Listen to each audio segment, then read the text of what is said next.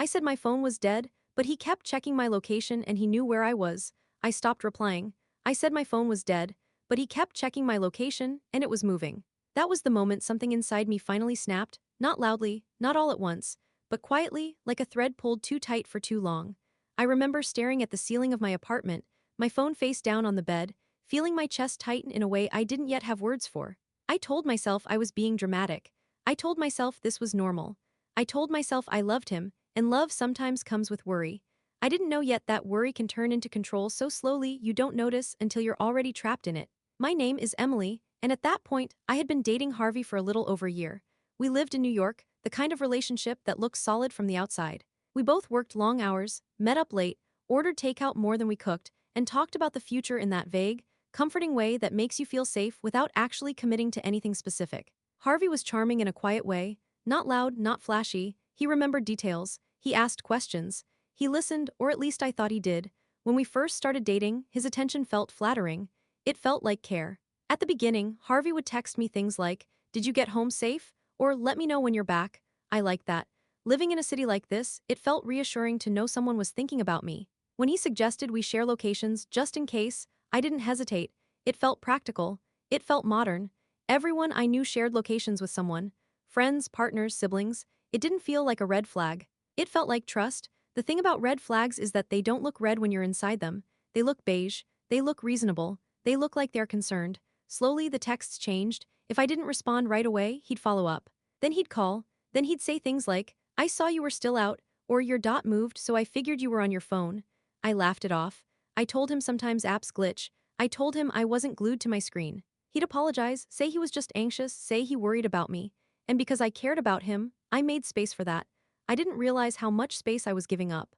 The night it really started to sink in was after a long workday. I was exhausted, drained in that deep, bone-heavy way where even conversation feels like effort. I went out with a coworker for a quick drink, nothing planned, nothing wild. Just sitting at a bar, decompressing. My phone battery was low, and I didn't feel like explaining myself, so when Harvey texted, I replied once and then stopped. When he followed up, I sent a quick message. "Phone's about to die. Talk later." It was true, mostly. I put my phone away and tried to relax. 20 minutes later, my coworker asked if everything was okay because my phone kept lighting up. I ignored it. I didn't want to deal with it. When I finally checked, there were missed calls, messages asking where I was, messages saying, "Your location's still on." One message stood out. "You said your phone was dead, but you're moving."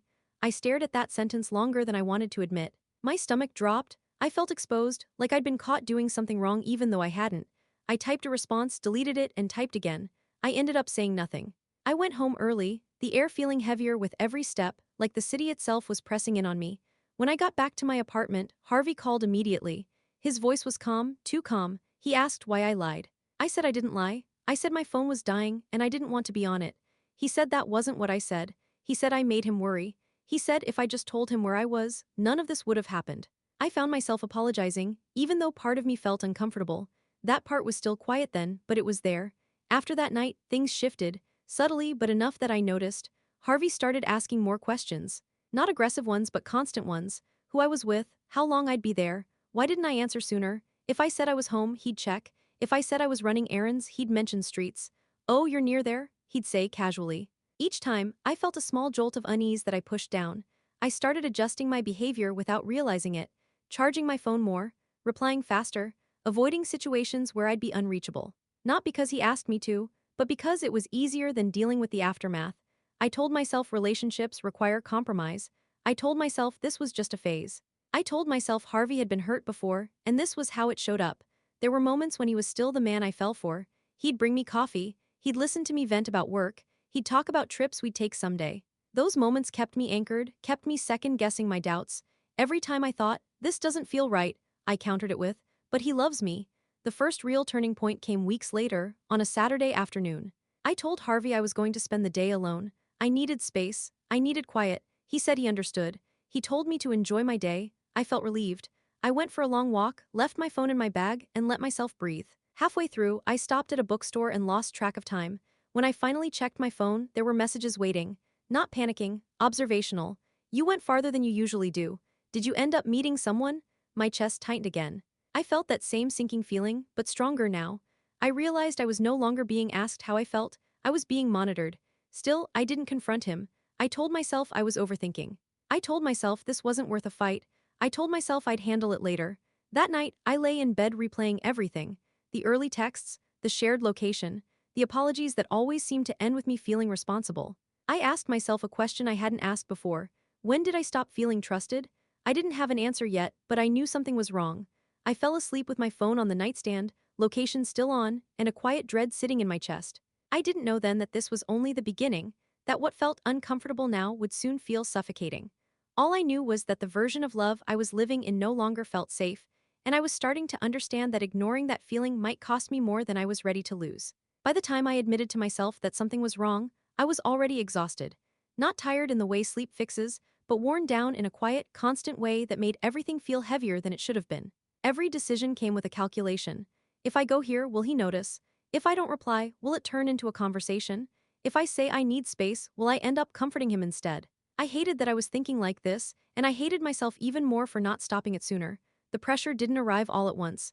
It built slowly, day by day. Harvey started framing his questions as jokes, like he was teasing me. "You sure you're still at home?"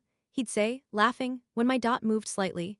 Or, "Your phone's working pretty well for a dead battery," said with a smile that made it hard to call him out without sounding defensive. Every time, I'd explain myself. Every time, I felt smaller for doing it.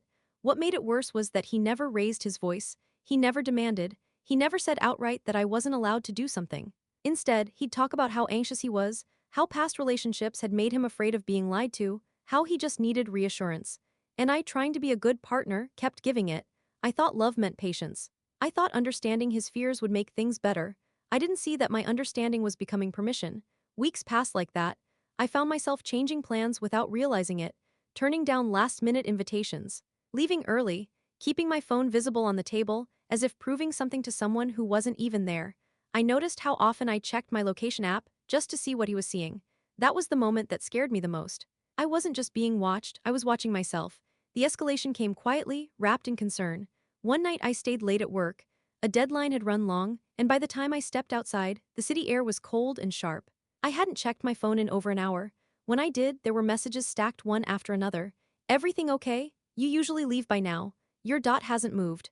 Then, please just tell me where you are." I felt a mix of irritation and guilt. I called him, hoping to smooth it over. Instead, the conversation turned heavy fast. He said I scared him. He said when I go quiet, his mind fills in the worst possibilities. He asked why it was so hard for me to just check in. I tried to explain that I was busy, that I didn't mean anything by it, but somehow the conversation ended with me apologizing again. When we hung up, I stood on the sidewalk feeling hollow. That night, I didn't sleep much. I kept replaying the pattern in my head, me pulling back slightly, him pulling tighter, me explaining, him saying he understood but nothing changing.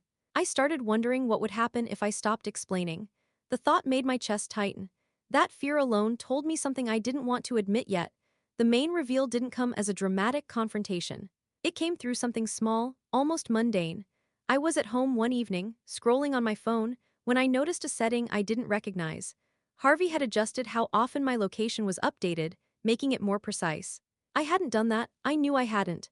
My hands started shaking, not from panic, but from a deep sense of violation I couldn't ignore anymore.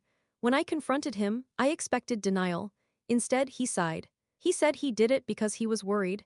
He said I'd been distant lately, and he needed to feel close to me somehow. He said if I had nothing to hide, it shouldn't matter. That sentence landed hard. I felt something crack open inside me. I realized then that this wasn't about safety. It was about control. I told him it mattered to me. I told him it made me uncomfortable. He looked genuinely hurt. He said I was making him feel like a monster. He said he thought we were a team. For a moment, I almost backed down. Old habits die hard, but then I asked myself a simple question. Why did my discomfort always turn into his pain? And why was I the one carrying it? The aftermath of that conversation was tense and quiet. Harvey said he'd turn the setting back. He said he didn't realize it affected me this much. He said he needed time to adjust. I nodded, but something had shifted. I started noticing things I'd brushed off before. How he remembered my routes better than I did. How he'd comment on how long errands should take. How his reassurance always came with a subtle reminder that he was watching. Friends started asking if I was okay. They noticed I was less spontaneous, less present. I brushed them off, but their concern stuck with me. One night, a close friend asked me directly if Harvey ever made me feel trapped. I didn't answer right away. The silence said more than I could. The real breaking point came on a night I'll never forget. I told Harvey I needed a night to myself. I turned my phone off, not to punish him, not to test him, but because I needed quiet. Real quiet. An hour later, there was a knock at my door. My heart dropped before I even opened it. Harvey stood there, pale, eyes wide. He said my location stopped moving. He said he thought something happened to me. At that moment, I saw it clearly. This wasn't love anymore. It was fear wearing the shape of care. I felt a wave of anger rise, sharp and steady. I told him this was not okay. I told him to show up unannounced because I went offline, crossed a line. He tried to explain. He tried to justify. He tried to turn it into concern again, but I couldn't unsee it. I asked him to leave. He looked stunned, like he'd never imagined I would say that. When the door closed behind him, my apartment felt strangely calm. I sat on the floor and cried, not because I missed him, but because I finally understood how much of myself I'd been shrinking to keep the peace. The days that followed were quiet. Harvey sent messages apologizing, promising change, saying he'd work on his anxiety. I believed he meant it. I also knew that intent didn't erase impact. I thought about all the times I'd ignored my instincts. All the moments I told myself love was supposed to feel uncomfortable sometimes.